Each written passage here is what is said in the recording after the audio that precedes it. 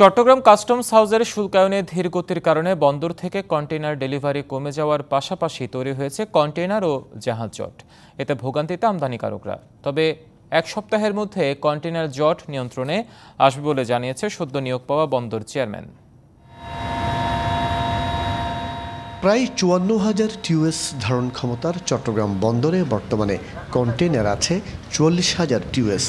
এছাড়া আইসিডি ইয়ার্ডে জমেছে ধারণ ক্ষমতার ৩ গুণ বেশি কন্টেইনার। এতে ব্যাহত হচ্ছে বন্দরের কার্যক্রম। কন্টেইনার জটের পাশাপাশি সৃষ্টি হয়েছে জাহাজ জটও। বহির্নোঙরে অপেক্ষমান জাহাজগুলো অলস বসে আছে।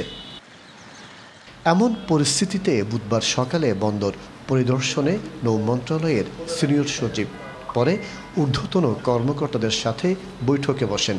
এক্সট্রা ইঞ্জিনও এখানে রেলওয়ে পাঠিয়ে দিয়েছে অলরেডি, এবং ডেইলি 4 জোড়া ট্রেন চলাচল করবে, মালগাড়ি যেগুলো কন্টেইনার ক্যারিয়ার। তো তাতে আমরা খুব দ্রুতই আগামী 6 থেকে 10 দিনের মধ্যে এই অবস্থাটা স্বাভাবিক যেরকম থাকে ওই জায়গায় আমরা নিয়ে আসতে পারবো। এটা শুধু কথার কথা না, অলরেডি শুরু হয়ে গেছে। উন্নয়নমূলক যে কার্যক্রমগুলো চলমান আছে আমি সবগুলাই অবগত হব, জয়েন করলাম। একটা করে আমি দেখবো ইন ডিটেল, দেখার পরে ইনশাল্লাহ এইগুলো আমরা চলমান যেগুলো আছে সেগুলো সব নিয়ে এগিয়ে যাব।